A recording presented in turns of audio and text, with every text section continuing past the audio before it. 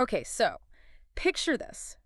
You're by a campfire, stars are out, someone pulls out a guitar, right? And then they start playing, like, your favorite song. Ah, yeah. It's like magic, right? It's the best. But have you ever, like, thought, man, what if that was me? What if I was the one with the guitar making that happen? Totally. So today, we're diving into the world of guitar, and we're going to break down 10 essential chords, and we're not just going to talk about, like, what they are, but, like, why they matter and how, like, going from easy to hard chords kind of reflects how you actually learn guitar. Yeah.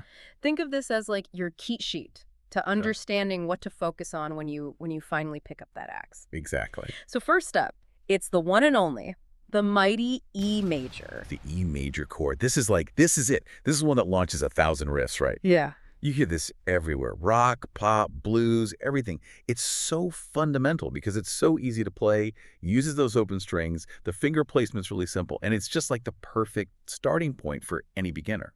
Yeah, it really is. And like that feeling when you nail it for the first time, Oh, yeah. nothing else like it.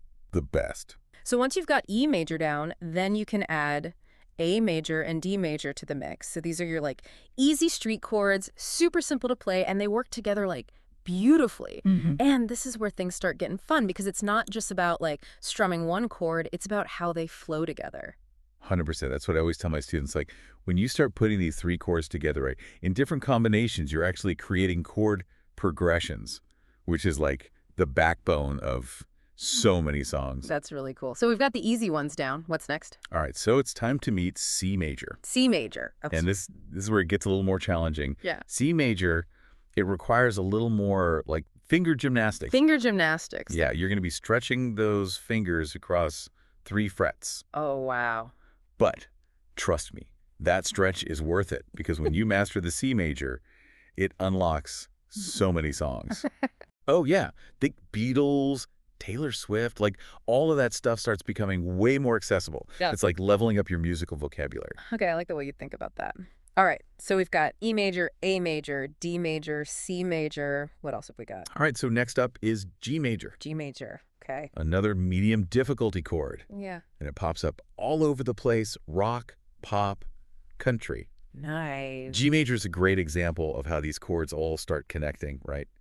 Throw it in with like a C major and a D major, and you could practically hear the music theory like clicking into place. Oh, I love it. Music to my ears. Yeah. Okay, so on to E minor, the like king of somber vibes, right? Yeah, E minor is really interesting because even though it's considered easy, it introduces like a whole new world to your playing, minor keys. Okay. And these keys, they create a totally different mood, you know, a sense of depth. It's almost like adding shadows to a painting. Yeah, it's like the difference between a sunny day and a cloudy day. Exactly. You got it. Okay. Now, this next one, when I first learned it, I was like, wait a minute, this feels familiar. We're talking about A minor. That's because A minor and E major, they actually share a really similar shape on the fretboard. Oh, really? Yeah, you're just shifting your hand position down a string. Yeah. And that's the thing, right? When you start recognizing these patterns, it's like, oh, okay, this makes sense. Totally. It makes learning new chords so much easier. It's all coming together. Right. Okay, so on to a chord that adds a little drama.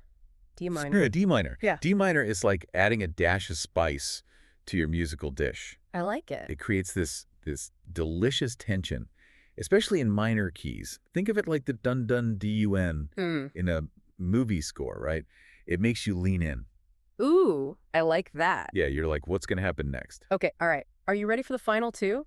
These are the ones that, like, you know, earn their stripes in the world of guitar. Lefts.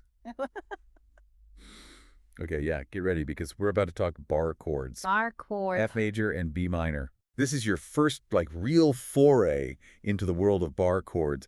And trust me, your fingers will know. Yeah, so what exactly is a bar chord? Because I have to say, the term sounds kind of intimidating. So imagine this.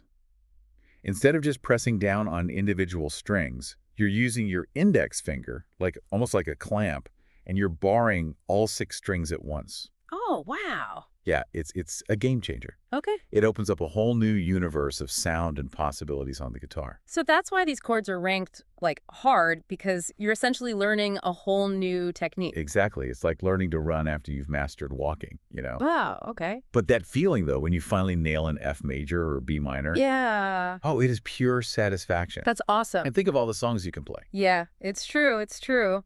So there you have it. 10 essential guitar chords that take you from, like, the first strum all the way to, like, the satisfying challenge of mastering, like, a whole new technique. And the thing is, even if you're not a guitarist, like, just understanding these building blocks, I think, gives you a whole new appreciation for the music that we hear every day. It's like learning a secret language. Exactly. It makes you wonder, like, if these 10 chords can create this much music, this wide of a range of sounds and emotions, what else is out there? That is the question.